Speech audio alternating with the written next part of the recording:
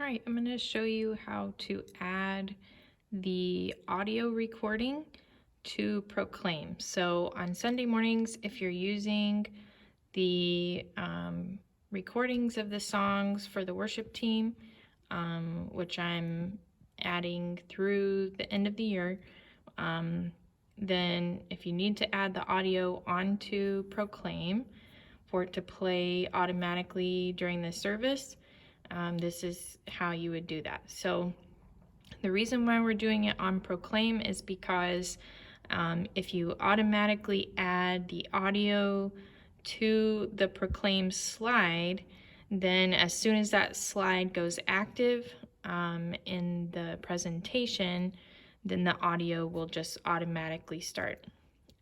So for the song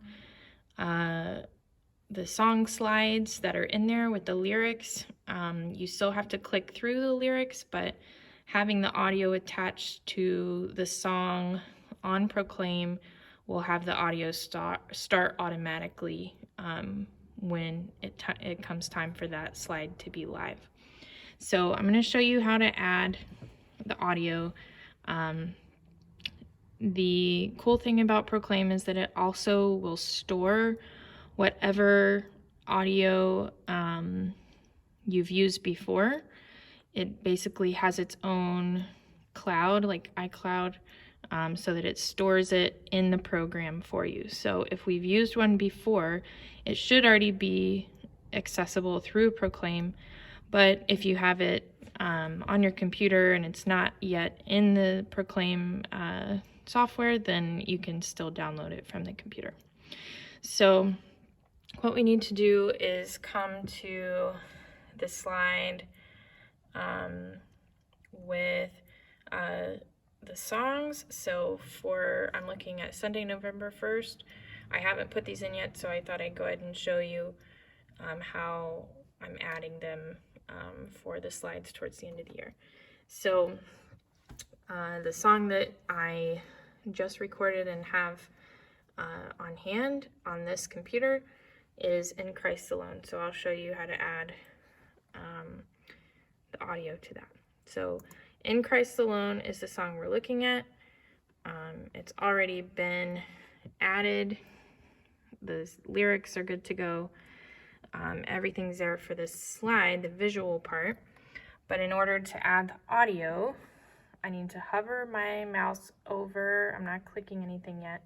I'm just hovering over the song, and you want to look for this volume looking speaker and just regular click on that just once.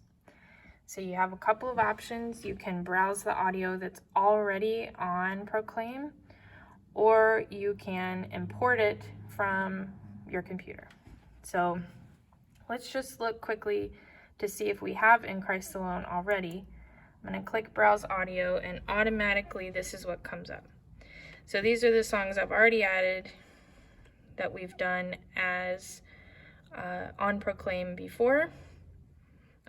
When Caleb went out of town and we had the pre-recorded songs, these are ones that we used. So these are already in the Proclaim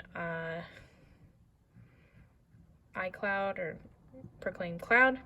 There's also a couple of background songs that we have going for our live stream that we put in the background for the pre-service and post-service slides. So those are also stored here, but I don't see In Christ Alone. So I can either click import from here, but I'm going to show you, X out of that, show you how I would do it if I know that it's not in the iCloud yet or on Proclaim yet. Then I would click here and click import. So it brings up options for any of the files that are on the computer. You can, of course, search for any of them if they're there, but I had already been using the audio files from this folder that I put on our desktop, Songs for Worship recordings. So that's what automatically came up right away. So these are ones that I've recorded that are already on the computer, and I just added In Christ Alone. So I'm going to click that. I think you could double click it and it would automatically go, but you could just highlight it like that and click open. Okay, so it's adding this audio track. You could add some details. Normally I just leave it as is.